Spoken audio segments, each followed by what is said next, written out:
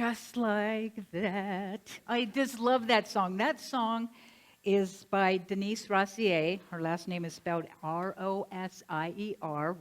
Denise Rossier. She is a New Thought musician, songwriter extraordinaire. She's up in Colorado Springs, and I'm planning on getting her here someday because she is fabulous, off the charts. And I asked Bill if he would be able to do this song. And lo and behold, Bill and Robert, let's give them some more love.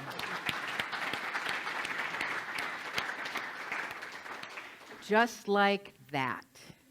Just like that. Life is always changing. And what do we do with those changes? So that is actually the perfect song for today's talk. And as you know, I've been doing a series of talks every month, choosing a different one of the 12 powers that was formulated by Charles Fillmore, co-founder of Unity. And he basically did a metaphysical study of the Bible. And so every person, place, and situation in the Bible represents some aspect or part of ourselves. That really changes up the whole Bible stories. I shared this with someone yesterday, and she said, well, that's really different. And I said, yes, it is. And it's pretty deep when you start to know that everything is a representation of ourselves. So when he looked at the 12 disciples, of course, each of them, he noticed that each had a certain power or spiritual ability that we all have. And he talks about those. And so there's some books that have been written on the 12 powers. And so what is the power that we've been studying for September? Order. Excellent. Check it off. It is the fourth Sunday, so I'm happy that you get to know that order is the order of the day. Now, there is a book called Divine Audacity. How audacious of her to talk about audaciousness, to be bold enough to understand what these 12 powers are. This is by Reverend Linda Martella Whitsett, and it talks about the 12 powers. And she takes each power and breaks it into 3 components. Now, for order, the components are organization, which I spoke of on the first Sunday, and then because I've been gone for 2 full weeks, we had Peg Durkee and we had Dr. Lem Watson. So they were outstanding. I actually got up at 6:30 in the morning in Hawaii. But here's the thing. I was awake at that hour anyway. I mean, when the sun comes up, and especially if you're in Kauai, who's been to Kauai? Okay. You know what was making all that racket?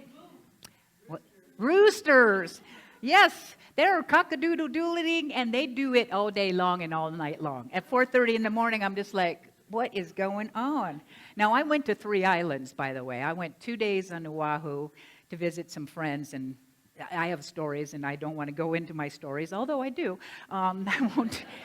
You won't get your talk on order, and I'll be really out of order. And then I had 7 days on the Big Island, and Divine came over for 5 of those. And then I went to Kauai, and lo and behold, these 2 folks 6 weeks ago from Fort Collins had called me just to say, we'd like to come down to Santa Fe and have you do a commitment ceremony for us. And I said, okay, just don't come when I'm in Hawaii. Well, lo and behold, she says, if we come to Hawaii, would you do our ceremony on the beach? Well, let's see. All right, if I have to. So we did. Anahola Beach was gorgeous. We went on sunset tours. Sunset on the Nepali coast is off the charts. Sunset dinner cruise. Did a tour, did some tubing in the irrigation ditch of funness. It's like bumper cars, and you're going through tunnels when you have your little light on your thing. And anyway, I am going into story, so... Aloha. So back to order. The order is organization, and then there is a part of order called evolution, because everything evolves. Everything is in an evolution. There is a sequence in evolution. We evolve, hopefully, internally as well as externally. So there's evolution. And the one that we're going to talk about today is adjustment. Now, before I talk about adjustment, I actually want to talk about order more. When I don't think about order, really, a lot, except when I get to put together a talk. And so, where in life do we find order? That's the question I have. Where do you find order? Nature? The body systems, very good. There you go, traffic. How about transportation? There is order on the roads in transportation. You have signs, you have stoplights, you have yield signs. There is order on the road. How about in vehicles? How you operate a vehicle. You have to know what you're doing in order. There's an order to operating a vehicle. You get in and you don't just step on the gas and go. You have to have the car on or in drive. There is order in your vehicles and how you operate any and all machinery. Your washing machine, your dryer, you name it, it has an order on how it is operating. If you don't know the order of operation, is it going to work for you? What'd you say? Order of operation. We often have order in our work and what has to happen on a certain day. We have school lessons. School lessons, you don't come into kindergarten and learn calculus or algebra, right? Or when you're reading a book. Well, some of you might start at the last page and read backwards, or read the last chapter, okay? However, there's a sequence, there's an order in reading your books. There's order in grocery stores. There's departments. There's the meat department. They don't have meat every different way. They have a dairy in one section. They have the dry goods in one section. Pet food in another section. So you have department stores. You have your clothing. If you go to the bigger department stores, men's section, women's section, children's section, shoes. Time. There's order in time. There's a clock, there's a calendar, there's time zones. Everything has an order. Repair shops on how to repair things. There's an order in how to repair things. When you cook, isn't there some order in what you're doing as you cook? It blows my mind. It blew my mind when I started thinking about all the million and one things that have order in them. There's sports and games. There's rules to follow. There's laws that you have to follow. We have laws, and there's an order to help keep order. How we operate anything in life. We also have order in how we drive. You know, your GPS, your Siri says, turn left, turn right. Right? There's an order there. How about our bodies? You already heard. All of our systems, our digestive system, there's an order. Our circulatory system, there's an order in our bodies. How about your finances? Is there order in your finances? You know? Relationships. There's laughter out there. I don't know which one was that. It was about the money and finances, or if it was about your relationships. Order in your relationships. There's a family, birth, order. Communication. There's an order in speaking, you know, and listening. And if you're both talking at the same time, how's that working for you? How about the planets? Is there, right, the planets and the earth, the seasons, day and night. There is order everywhere. In our homes, do you have certain rooms that have certain activities? You probably don't sleep in the kitchen. You know, I don't know, maybe some of you do, but fall asleep in the dining room with your head in your plate, whatever. Plumbing, electricity, you name it, arts and music. There's order in how you play the scales and what you're playing.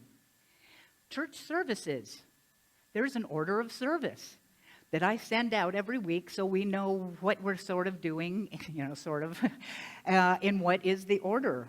So, where is there not order?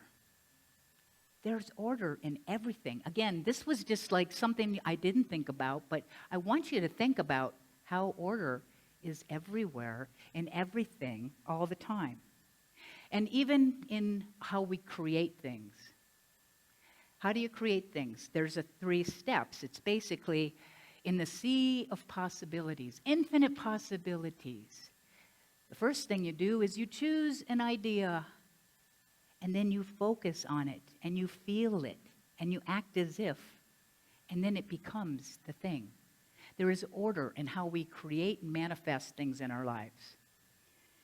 So, now we've established that there's order everywhere. What happens when it's out of order? The first thing I think about is the bathroom. Out of order. How does that work for you? I'm like, no. No. Is there another bathroom? Out of order.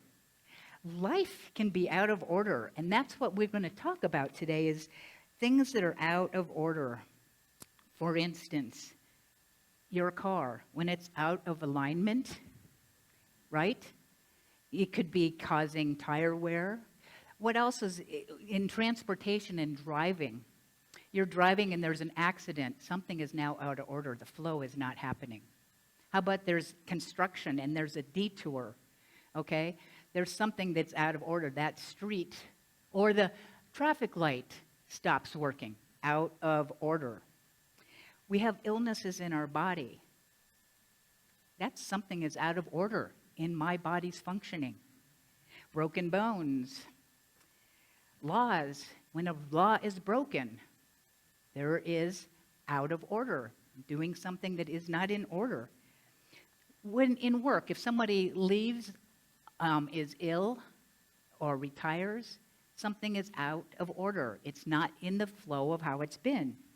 How about money? You're spending more than you make. I think that's somewhat bit out of order. Our homes. Some of you have organized parts of your homes, maybe, and some parts that are unorganized. Your plumbing goes out. Your electricity goes out. Out of order. We have natural disasters, right? Things that get out of order. It's like you have a hurricane. What happens? Everything is out of order, in disarray. So, relationships. How about in a relationship? Miscommunication or no communication. Out of order. So, how do we know that something is out of order? Well, could be as blatant as the sign on the bathroom. Out of order. There will be signs. Some will be very present to say that's out of order. There will be some sort of sign telling you that there is a problem and that there is something that needs to be put back into order. We also have internal, because I've been talking about the external. You ever feel off on divine discontent? You ever feel worried, fearful, anxious, sad, mad?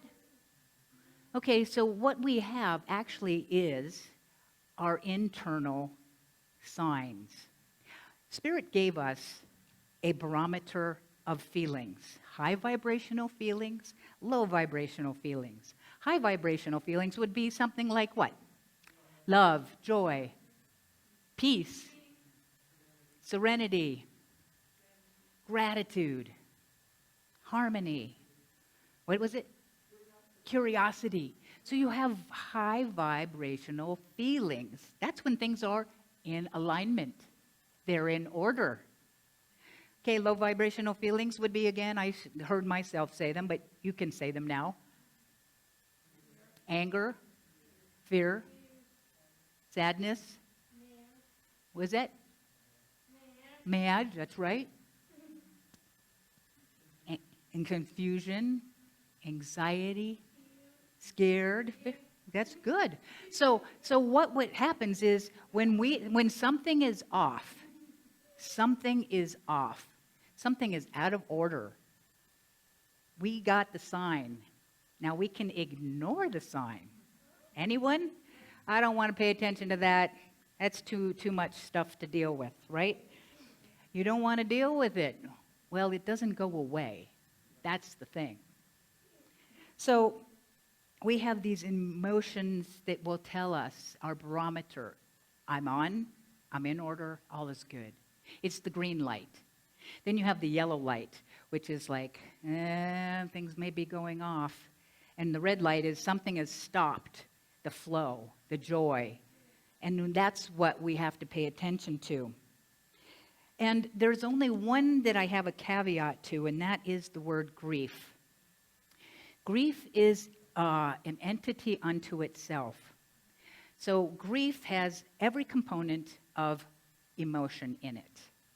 You can be sad, you can be mad, you can be depressed, you can be grateful.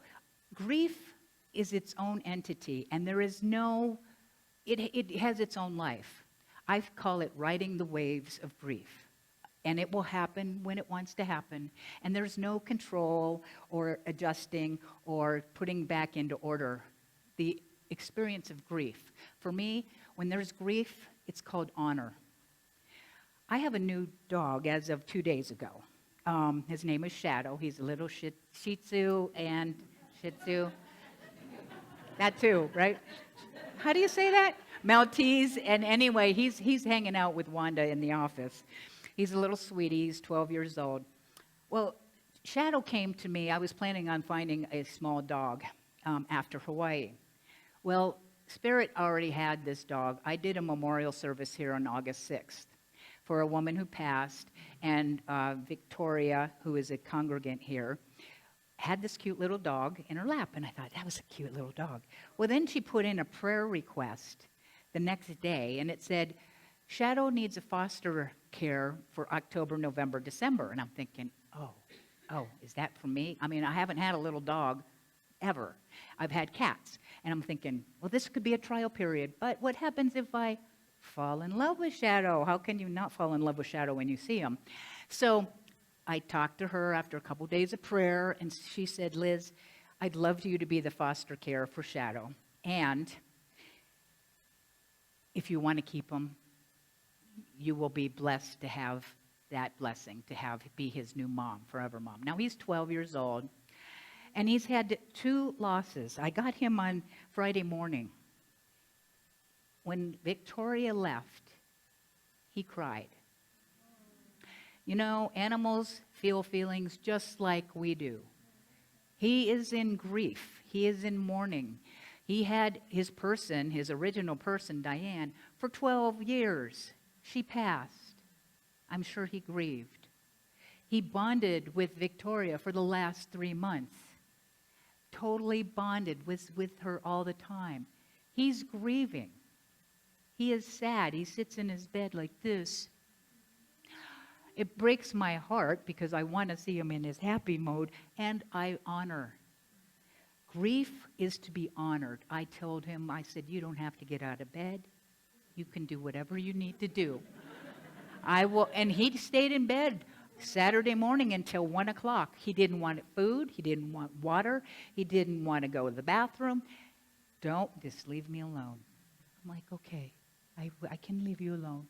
So I loved on him as much as I could and also gave him space. So when we have grief, that is to be honored. You can't adjust and make it be something else. What you do is you honor the grief because it's a part of our lovingness. He's starting to come around. He's getting more familiar. I mean, I'm sure he got dropped off in a strange place with a strange person. I'd be like going, what is this? So, I tried to put myself in his furry little body, and it was like, so I feel for him. So back to order and knowing that grief is one of the caveats to making adjustments. Honor grief. So what do we need to do when we're out of alignment? Well, the answer is what I spoke of, and I'm going to speak of now. It starts with an A. Adjustment. Very good. You got it, Rob. Adjustment. And I'm going to just share with you what Linda Martellowitz says, because when things are out of alignment, we need to adjust. And the first thing I actually think about before I read this is when I hear the word adjustment, I think about a chiropractor, right? I mean, that word is really associated with chiropractic. Any chiropractors in the house? Anybody use a chiropractor, right? Okay, because something is out of alignment and needs to be adjusted and put back into order. So we have outer adjustments, and yeah, I was getting ahead of myself. I'm out of order. Go figure, right? So back to making adjustments. When you have a car that needs repair, where do you go? To the repair shop. When you have an illness, broken bone, you go to a doctor or a homeopathic person to have some adjustment. If you have relationship problems and out of orderness, you go see a counselor. If you have a computer that it's out of order, you take it to the repair shop.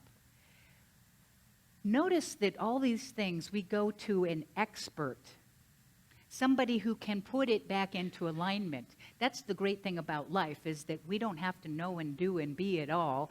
We all have our specialties. I am so grateful for people who are financial advisors or people who know the finance and are on the finance team, because I don't have to do that. I take it to the expert. We have experts actually in our church on a finance team.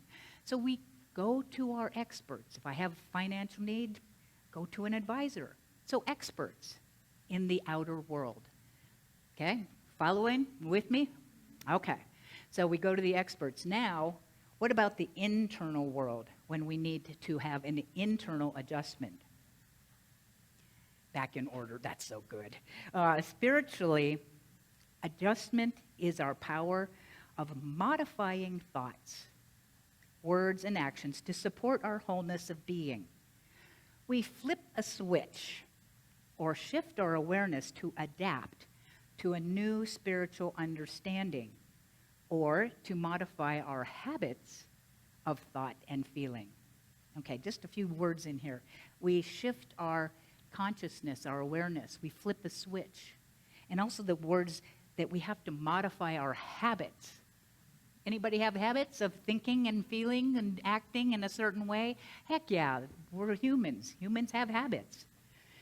Spiritual practices such as meditation, journaling, releasing, and affirmations provide a process, an order for conditioning or adjusting consciousness. Adjusting what? Consciousness. That's our key. And then I go to Fillmore. Mr. Fillmore, good old Charles. What does he say? You look in the Revealing Word, which is a metaphysical dictionary of terms, with the word order. He writes, the divine idea of order is the idea of adjustment.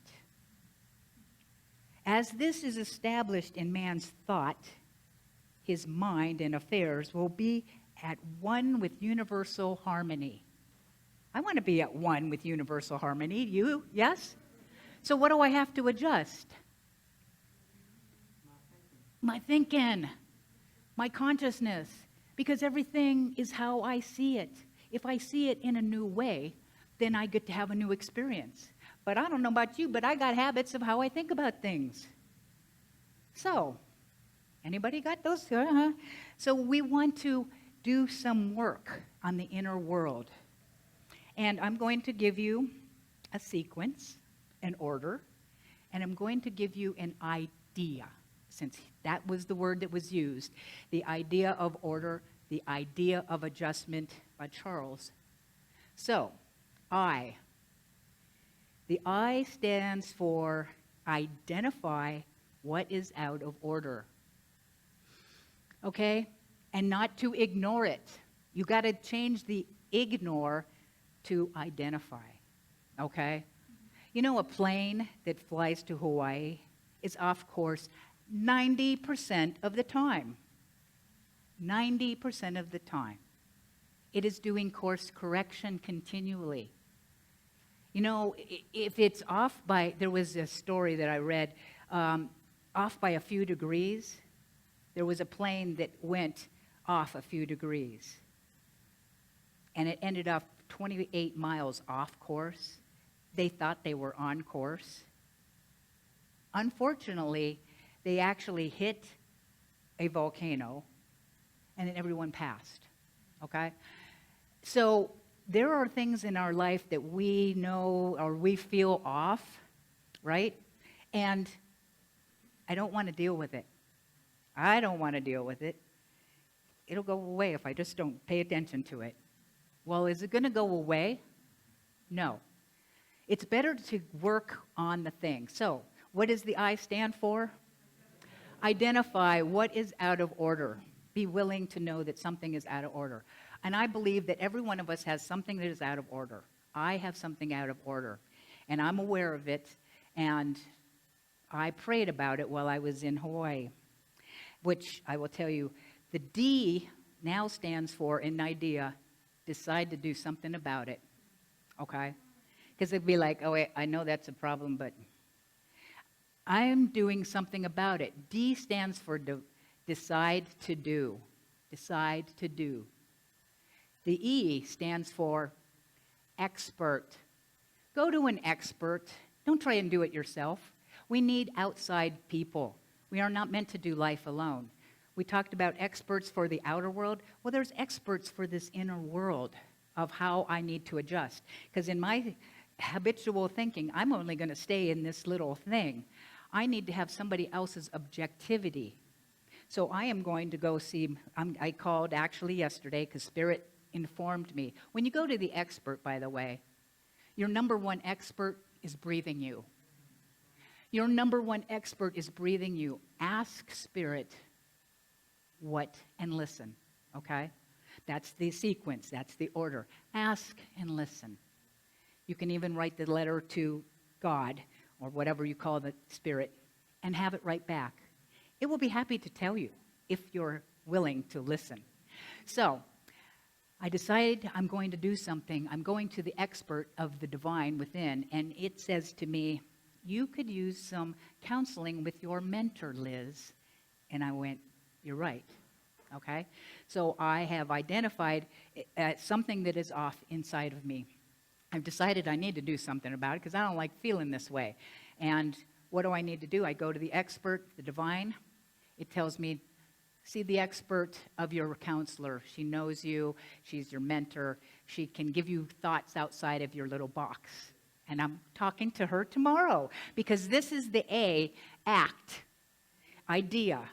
You have to identify, decide, expert, engage in that expert, and act. Take the action. So I made that phone call or texted her and said, okay, we're having a call tomorrow. Bingo. So I am going to use the idea of adjustment so that I can have more order and peace and love and joy in my internal world because I have that power to do that. I have the power to choose differently. I can do something, and so can you. So knowing that everything is a blessing. The things that when we're off course, it's actually a blessing to identify it because we can get back on course. Everything that seems like a problem, I heard this, is actually Spirit reminding us to get back to our center, get back to our truth, get back to the good that is breathing us. Get back in order. Pain is our sign to say, and so be grateful for the pain because there's a blessing in there.